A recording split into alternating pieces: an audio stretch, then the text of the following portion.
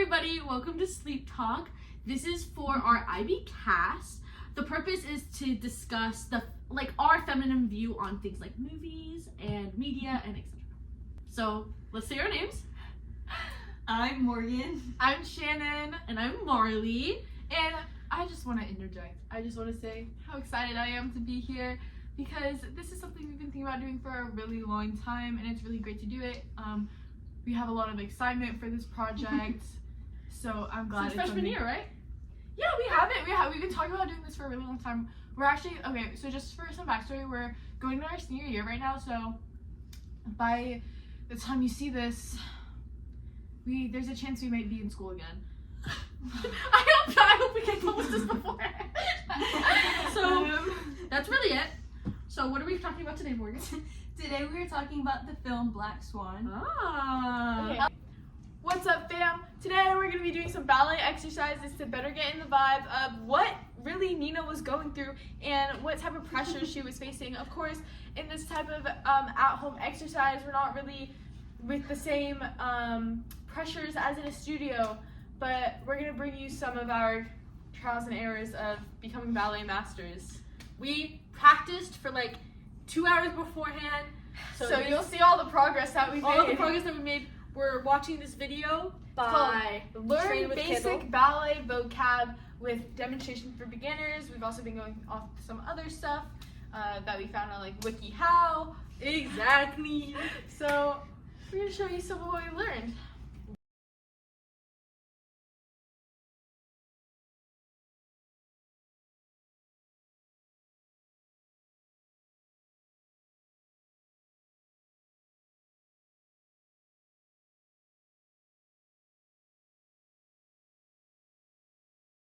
So after practicing for 2 hours straight, what did we learn? Bro, Nina, I first of all, I don't even want to say Nina. Natalie Portman and every other ballerina or whoever trained to do those stunts and stuff, they have a certain brand of talent and dedication that I don't know if we possess that because I think Morgan was the best though. yeah, Morgan was the best. But I just want to say, off the top of my head, I'm not too sure if Natalie Portman did it or if she had a stunt double. But if she did that, props to her because we just did the beginner, trying to do some beginner poses. Not for us. Not capable. We are not capable of that. Right now, we aren't capable of that. Doesn't mean that with practice we wouldn't get to it.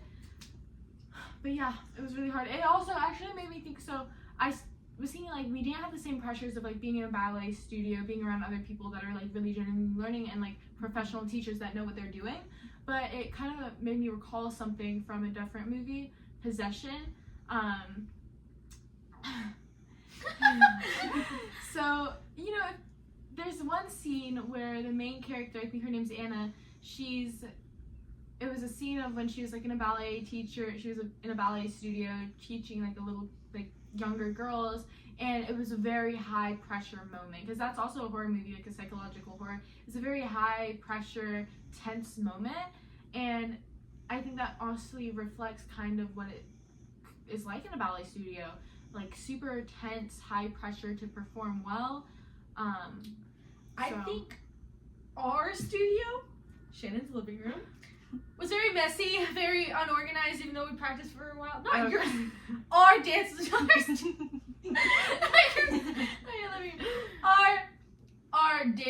our performance was really messy, and we did try. It just it wasn't synchronized. We're not used to that. It's really hard. It's very, very hard. I think that's most work I've done all summer. Do you have any opinions, Morgan? I think it just takes a lot of hard work and dedication. Flexibility. Flexibility, lots and lots of practice, lots and lots of having people tell you what to fix, what to work on. Criticisms. Yeah. So Black Swan is a really special movie to us because, perfectionism is a big thing. It's a big thing that we all deal with. And especially in IB, right? Yeah, it's really hard. So we're gonna tie that into the themes and everything along with that. Okay, so we're gonna talk about ballet, ambition, obsession. We're even going to practice ballet a little bit. We want to talk thoroughly about the experiences of Nina in The Black Swan. And we're going to kind of tie IB into this and talk about perfectionism, like Shannon said. And we're going to talk about the film and its symbolisms. The theme of tonight is like the standards woman face and the world of ballet in this film. So perfectionism, talking about perfectionism, I think we should have like a clear sort of definition. So What is it like to you? To us? okay, so to just jump right into it, we're going to talk about what perfectionism is, because perfectionism is, it's, for me, I think it's the most prevalent theme in Black Swan. So according to Merriam-Webster Dictionary, I'm just reading this off of their website, perfectionism is the doctrine that the perfection of moral character constitutes a person's highest good, and also it could mean that like a disposition to regard anything short of perfection as unacceptable. And I think that's something that really, digs into Nina's character, because she wants to just she wants to be perfect, and she wants her ballet to be perfect. She wants like her performance to be perfect. And not only is it something that hurts her personally as perfectionism from within herself, but also perfectionism from her mother, because her mother wants to have that control over her, and so it becomes something really tricky to deal with, especially in all of our day-to-day lives. I think we are going to start with Morgan's. Yeah, what is where do you see perfectionism in your life the most? I see me trying to be close to perfection, or trying to be a perfectionist in my guitar lessons and my band rehearsals. So, specifically, have you ever had to, compare yourself to another person that has, drove you? Sure. Okay. It definitely, I see a lot of them as competition, which also drives perfectionism, because you're like, oh, well, they're really good and I want to be better. So then it drives you to try to perfect everything. Do you think that you're a strong member of your band, though? I do. Okay. Oh. So, do you sometimes see as your band, do you feel like you're kind of connected to them, as in a way of all of your different instruments coming to fit together in this one song? I do, definitely, especially when we play together. I'm like, oh yeah, this is coming together, which is also why I like to practice. You also don't want to be the one that's bringing them down. Right. Yeah, I think that's definitely a thing. I think group projects is especially in The Black Swan, it's a production with a group. Yeah, that's true. And perfectionism is caused by pressure set on people. And I think that's kind of a thing with your band, and you want to have a bigger part in it. You don't want to fall into the background. And Nina. Yeah, Nina, she wanted to have the role of what was it, the Swan Queen? The Swan Queen. Yeah, she wanted to have the role. I think her name's Odette. Mhm. Yeah, she wanted to have the role of the Swan Queen. She, even though it was a big production, in New York, but there were so many other talented ballerinas, and she wanted to be the best. Mm-hmm. She wanted to outshine all of them, because sorry, Britt. I think, bringing in the feminine perspective of it, it's really a feminine want to be perfect. Exactly. And I think that can also tie back to things with the cult of domesticity, when you come home and he wants to see you want your husband to see the perfect house, perfect dinner, perfect Jell-O salad. And I think that kind of contrasts her teacher. Her teacher is a man. Yeah, he's probably the most male present figure in the movie, and he's the one that's trying to influence her to let go of that kind of perfectionist ideology and break loose. Yeah, and have more of a passion. But I think that's kind of where they differ, because I think Nina, I think she did have passion. But the thing is, that's also a stereotype, the crazy woman. That's what started the cult of domesticity, because of the crazy woman going against all standards. So I feel like in both ways, the teacher in Black Swan is still putting down like women. Yeah. So how do you like perfectionism becomes like a problem in your life? I'm not gonna talk about it that much because mine is IB, and we're gonna focus on that more later. But for background, I have an IEP plan, and if you guys don't know what that is, I'm given extra time because I fall behind quicker than other students. So that has always made me like sort of like insecure and embarrassed. So I've always been like trying to catch up, and IB is known to be so rigorous, and that's where I see perfectionism the most in my life, because I just want to be able to be not only better than my peers, but to match their skill and intelligence. Mm-hmm. For me, perfectionism shows up in like wanting to be the perfect daughter and also being the perfect like employee. Mm-hmm. At work, I really want to appease everyone. I want to appease like my coworkers and also the customers, and just make it easier on everyone else to be like in that place. But especially with like wanting to be the perfect daughter, I want to like not disappoint my parents, and I think that trickles down into everything else in my life, like wanting to have like a job that they can be like, oh yeah, my daughter's working, she's self-sufficient, oh yeah, look at like my daughter's like test scores and her grades, like she's a great student. So I think that's kind of like the big cloud that trickles down like the rain. Okay, so do you want to talk about the next one? Well, I kind of want to consider how Red feels about like his perfection. So we've talked about this before. He's not really up to talking right now. He's also kind of camera shy, but we've talked about this before. Red really wants to be the perfect boyfriend, and this can kind of like cause conflict with like his family, like me, and like my mom, because he wants to give his boyfriend like lots of attention and stuff, like, but we caught him this morning sneaking out at 3 a.m. and maybe later we can talk about healthy coping mechanisms yeah. for Red, so he doesn't feel so perfect. But we have to continue on. Yeah. Okay. Okay. So our next part, you good for it? Okay, is duality and control in Black Swan. As Shannon stated earlier, Nina is fighting between being the perfect white swan, and which is like innocence and purity, and the perfect black swan, which is being wild and out of control. So, as we discussed, Nina struggles with balance. Let's talk about why duality is important and how ballet demands discipline and control.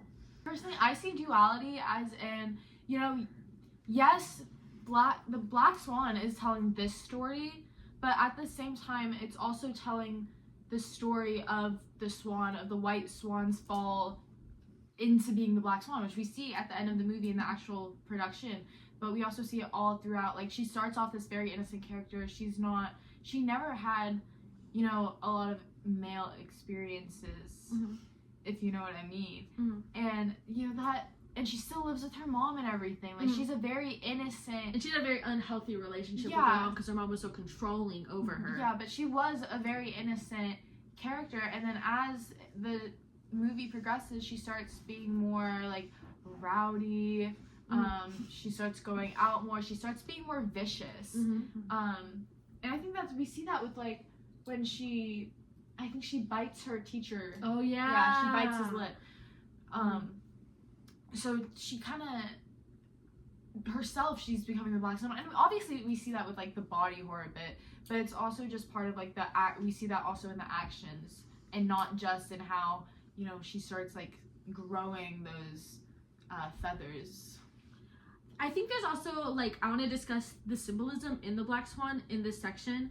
I wrote in our notes here that mirrors show Nina's fragmented like self between the Black Swan and the White Swan, and also how swans can represent being graceful, being elegant, and being powerful among your peers, which shows the perfectionism in the story, because all she wanted to do is be the most powerful person in that production. This might not be relatable to everybody, but growing up in a very white school, I wanted to I wanted to kind of be like all the white girls, and I also wanted to make myself more similar to them, because that's what the guys there liked, because they liked the like skinny blonde pale girls. I wanted to kind of be like that. I wanted to do my makeup like them, dress like them, act like them, even though I think now in a place like our school now and around the people who I am around now, and I'm a lot more authentic to myself, I'm not the same way. I don't behave the same way, and I don't indulge in like the same things of like, you know, like the really bright inner corner highlight, you know, and like I'm not wearing those like hey dudes, no offense to hey dudes, but Pit that's vibers. not me. Pit vibers, that's not me. So I think a lot until like my high school years, I've definitely like altered being myself in different situations. Like I'm not gonna talk to my friends the same way I would talk to a teacher in most circumstances. But I honestly don't feel like I mask myself that often. I kind of grew up in a home where I like could be myself no matter what, and I learned that if I'm not myself, the people around me are just gonna like a fake person. So I always have to be myself, and if people don't like me, that's just it. They don't like me, but at least I'm being myself and true to myself. And obviously we found people that like us, because we all like each other. Exactly. So just be yourself. Yeah. I think that's a good Yeah. sentiment to I lead think, off of yeah, for this section. and authenticity I think is really important. Just being authentic, and also being able to build.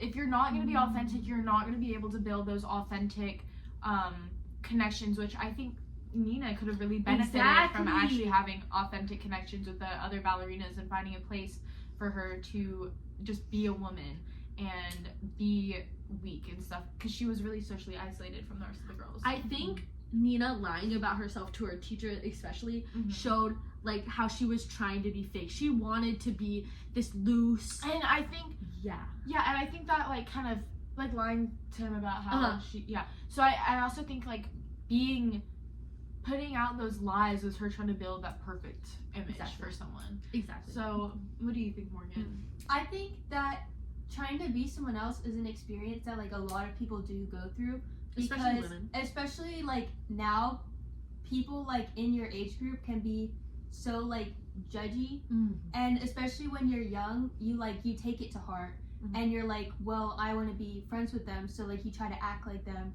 and you like shift aside from like being who you are. But then as you grow older, you realize that you shouldn't mask yourself, and that it's really like you just have to find your people, but you can only find your people by discarding the mask. I think that's a great topic. So the next thing that we're going to talk about, which we as IB students, and I think students in this day and age in general, and something that's been a mark and stain on the human experience for it's a very my personality long now. is what? IB. Oh god. Just break like burnout and breaking down. And just like anxiety, we all see it, you know, when old people buy like their sports cars and their midlife crisis, trying to be something, like make themselves something different, because they kind of, you know, I feel like people always feel lost no matter how old or young they are, Right.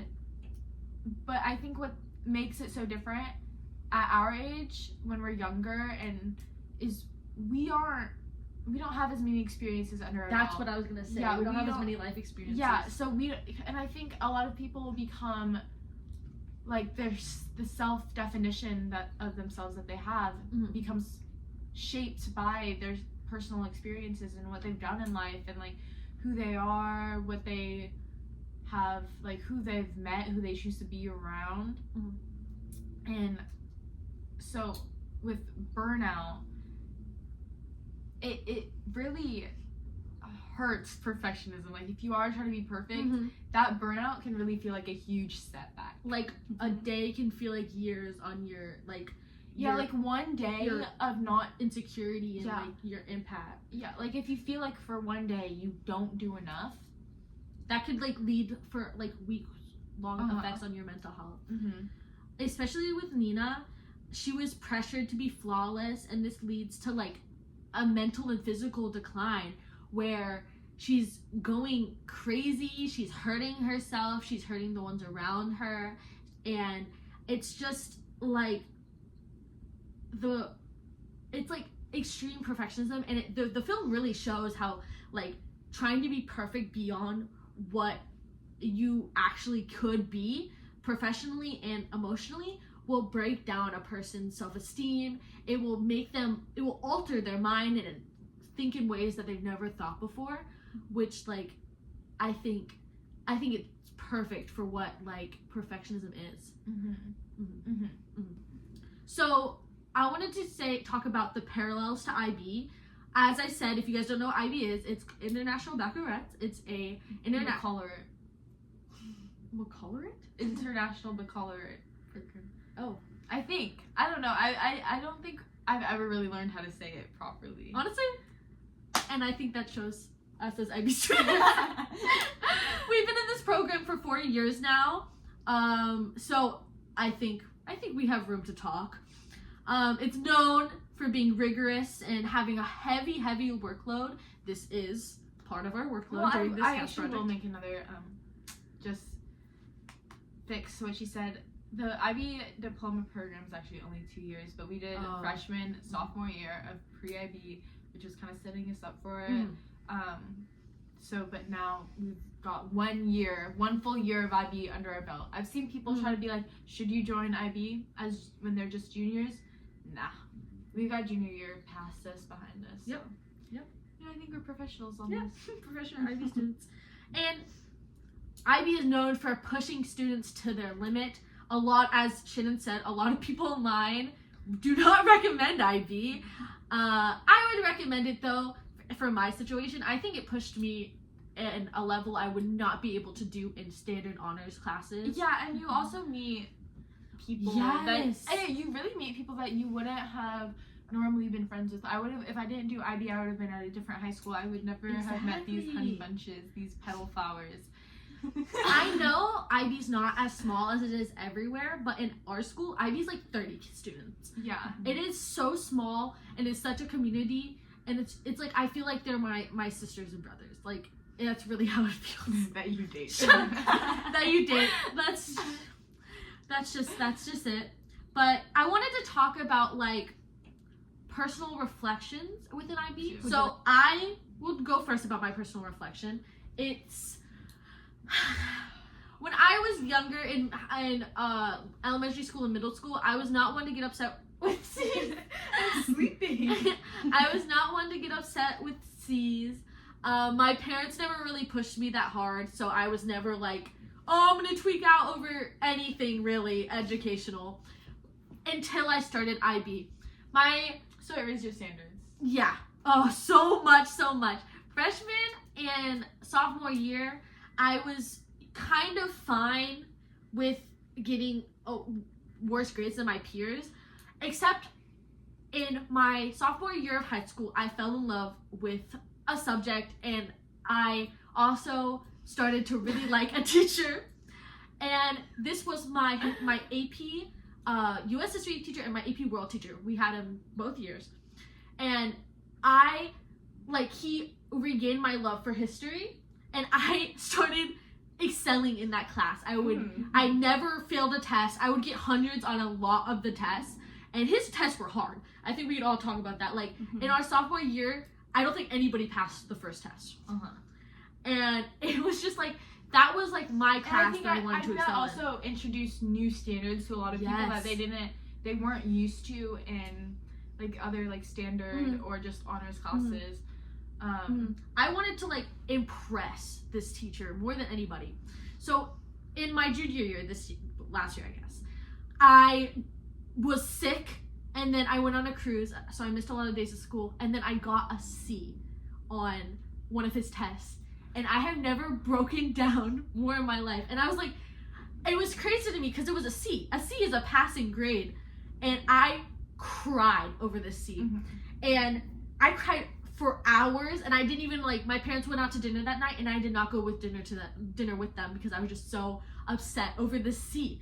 And it was like, after reflecting on it, because this happened months ago, I was like, it's a C. Like, that's a passing grade. I still finished that quarter with like a 97. Yeah. Like, it didn't affect my grade that much, but I just was like, remember being so upset over this C. And I think that shows perfectionism in a different way, because I wasn't even doing bad. I just wasn't doing perfect, so I thought I was doing bad. Like, that's like a personal experience that really shows me.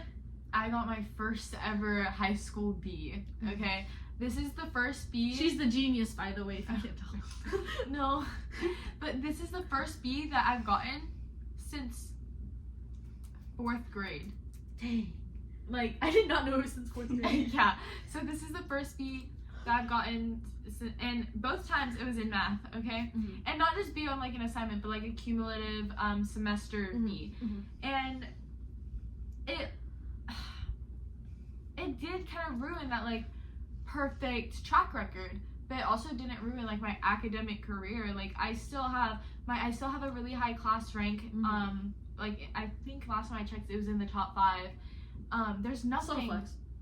But the thing is, in comparison to where I was before, that is lower. And I think having to grapple with that and accept, like, I mean, it was my fault, but it's also something that I'm gonna have to continue living with, and knowing that I could have, you know, if I really, really, really tried, I probably could have had an A. Exactly. But the thing is, does that really matter? Yeah. I mean, I'm going to a college. I know that I'm gonna be ending up probably going to a college, commuting. It's like a state school. It has a really high acceptance rate. So it's more of like a personal thing. It's not, oh, I need to have these super high grades so that I can go like get into Harvard. Because even though, yeah, it would be really cool if I had all these test scores and all these grades and all these different like extracurriculars and volunteering like behind me, that would be so great, and stuff that I can use to get into Harvard. Wow. But I don't really want to go to Harvard. I'd rather stay home, so I can be perfect in a way that gives me a life that's fit to me, which is like staying home during college, taking it slow instead of just that quick pace, like rigorous, which, yeah, college is gonna be rigorous either way, but just rigorous in a way that is something I've never been introduced to before. Something also like IB's known for is having college like classes that are more rigorous than college classes. So I think like IB is setting us up, and to defend Shannon, junior year of IB was a hard year for every single student I met in IB, and there's like 30 kids, whatever.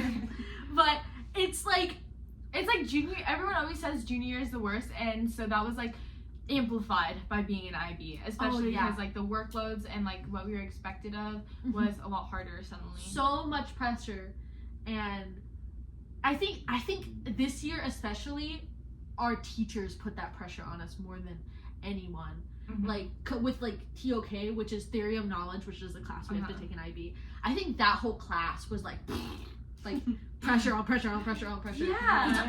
We would go to that class and all we would do was talk about our future. Yeah. It honestly, a lot of times it felt like being lectured on. It really did feel like we were being lectured on what we should be doing. Yeah. When I feel like as much as I love IB, and I like would not regret it, it definitely did take away people's high schools, and that's why we saw a lot of people drop out this year, because it did take away people's like high school experiences.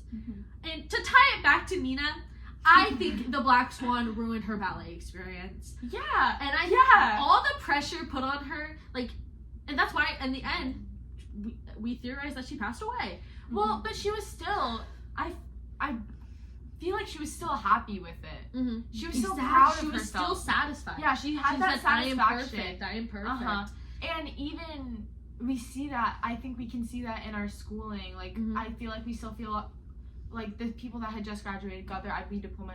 It was so hard, but that satisfaction is like nothing else. Like, that's like nothing else. I would like to touch on her saying like I am perfect. Like, to her teacher, it just shows that like she did grow as a person. And what Shannon said earlier with her getting a B, like she faced that, like that's not gonna ruin herself. Like one mess up isn't going to change how perfect something is, or how perfect her grades are, or how perfect you look. It doesn't matter with one mess up. It's still like doing your best is what's going to feel the best. Do you have any IB touches? I think IB as a whole, the pressure it will change you as a person. It's more of like, I think as a whole, it's more of a reality check. Oh yes, definitely. It's like, it all hits you and you're like, oh shoot, like you have all of this like work and stuff to do. Especially summer of junior year. Yes. You're like, every single class you have essays, you have all of these assignments that you have to do. And it's just, I feel like it's like a reality check, and you really like, especially if you go into high school, where in junior high, like you were chill, you didn't do much work, like you just like were very laid back, and then you go and you get into IB, and it's just like, it hits you in the face, and you're like, I have to like, it makes you feel really behind, but then, so then you have like all this pressure to like catch up. Even though there's no catching up. Yeah. I wish. Oh, sorry. I'm gonna say this real quick. I wish that they started introducing like the big IB stuff to us like way earlier on. Me too. Yeah. Me too. I want to give a short anecdote because at the very beginning of junior year, me and Shannon, we were on FaceTime, and we were talking about the workload of the first like month of school, and I was like, I don't think it's gonna get this bad again. I think they're just shoving everything on us all at once. And let me just say, it did get worse. There was not any more peace, and I was wrong. So, yeah. So next, going back to earlier, we're gonna talk about coping mechanisms, because I feel like if Nina had some more healthy coping mechanisms, it might have prevailed in the Black Swan, and she might have not had the designed end. Yeah. And we also want to talk about Little Red and him sneaking out to go see his boyfriend. What are some coping mechanisms that you know of, or coping strategies? I think it's a better word. Some coping mechanisms could be, you could do some self-care to just help yourself chill and calm down before you go towards your workload. One of my favorite things about self-care, like doing self-care, is wearing a face mask for 30 minutes. Yes. Yeah. Being quiet, wearing a face mask for 30 minutes is the most peaceful thing ever. Like recently, I've been playing Grow Garden. So all I do, I put a face mask on, I play Grow Garden, and then, or I watch TikTok. Like, I know people hate on TikTok, but I need some TikTok time in my workload life. Like, TikTok does piece me out, because it's just some sort of stimulus to my brain. Do you like, what is something you do for self-care? I just What? I think my feet were. It's okay, we'll blur them. We're gonna blur them for us. We'll put a little big pink patch over it.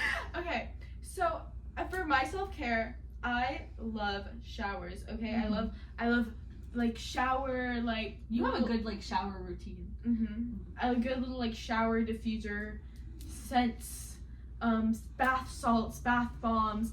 One thing that I really want to get is I want to get a shower lamp, a lamp that you can put in your You've been shower. wanting that for so long. I've been wanting it for so long. My birthday's coming up. All of our birthdays are coming up, and I put it on my birthday list. I want a shower lamp so bad, so I can turn the lights off, just have this warm, low, dim lighting, and just really relax. I also have just a little quick story. My radio broke in my car, and What? yeah, and I didn't feel like I didn't even look at how much it would cost me. I just bought a radio, like a speaker. I bought a JBL speaker, and I used that in my car. But then That's impressive. That's like, instead of like sitting there being upset that your speaker broke, like most people would, like I did with my first car, with my air conditioning broke. You sit there and you did something. Yeah. You sit there and you got a speaker. So I use that little JBL speaker, but I also, you know, it's portable, so I use it in the shower too, and I really relax in the shower with my speaker, okay? And I also bought like hair masks recently, so I used it today. Okay, beauty. Do you have any? You like any doing anything specific, Morgan? Honestly, I just like to. It's okay. For self-care, I like to just literally doom scroll on Pinterest. Like A big self-care. For me, a big thing for self-care is giving myself time to indulge in sweet little stories. I just, oh yeah. yeah, and watching Maybe TV, that'll like a sweet, like cozy TV. That's something, and like baking, that's all really self-care to me. And also, just to let y'all know, there's blueberry banana bread in the fridge that I baked that I can cut for y'all later. Okay. I think finding like a good show to watch when you're upset is like a comfort show is one of my favorite things. Like Modern Family is my comfort show, and I don't know what I would do without it. That 70s show. That's I guess if we're gonna do some recommendations, I really like that 70s show. Hannibal. I don't know if that's really considered a comfort I show. don't think so. I've been watching Gilmore Girls. Okay, recently. comfort shows. You have any? What's your comfort show? Honestly, The Big Bang Theory. The laugh track. Yeah. Or Friends. Like you just like put it on in the background. It's so good. What's the next one? Next point. Another coping strategy could be time management. I wish. I actually, not to gloat, I have pretty good time management, and I think that's what made me succeed in IB. I think so too. I think having time management is the best thing you could do. I think that too really had a face of this year. I still haven't like fixed it. I have like assignments due tonight at 11:59 that I haven't started. Morgan. Oh, I need to gloat on Morgan. Morgan succeeded this year. This is the best year for Morgan. She locked in this year. She knew it was the first year of IB, and I've never seen her lock in harder. I don't think I thought she had perfect time management this year. She's looking at her messages. Another coping mechanism is another one would be setting realistic goals. So setting realistic goals, I want to tie this back to Nina because I think we're getting off track. She tried so hard to be so perfect in this, and she was not able to like set goals for herself. And like if she set a goal like just to perform well, it might have stopped her from going into this crazy episode that she went through. What do you think? I think that's so true. Like if she didn't have overly high standards and really thought like, oh, my goals are to I think a goal honestly could have been to feel happier doing it. Just feel more free in her ballet. Romanticize it. Like yeah. And then the last one is seeking support. I had to seek support. Seeking support with friends, with therapists, with anybody. I see it as seeking support with friends. Being able to know someone that's going through the same thing as you academically or socially is like one of the best things, I think. Having like a community of people in IB that you could just talk to at any time, I think is what made it less hard on me, especially. What do you Because guys we were all going through the same thing. Yeah, exactly. Yeah. Like just having a community, I really think makes it so much better. Yeah. And I think that's it for today. That's all we have to talk about. Red, what do you think? I think he might be sleeping. He's dreaming about his boyfriend. We'll have another episode in a couple weeks' time. Make sure to smash that subscribe button. Make sure to like and subscribe. Okay, we'll see y'all next week. Thank you for spending some time with us. We had a really great time. Bye-bye. Bye.